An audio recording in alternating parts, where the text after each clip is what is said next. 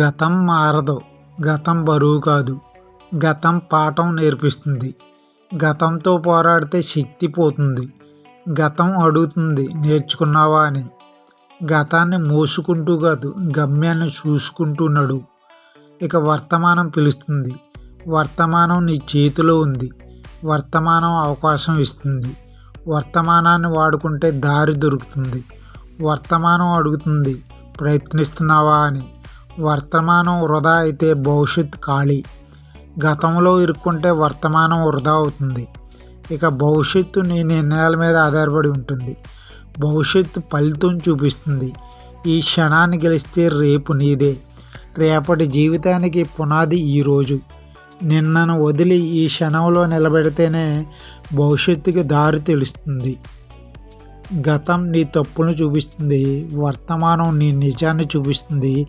భవిష్యత్తు నీ విలువని చూపిస్తుంది.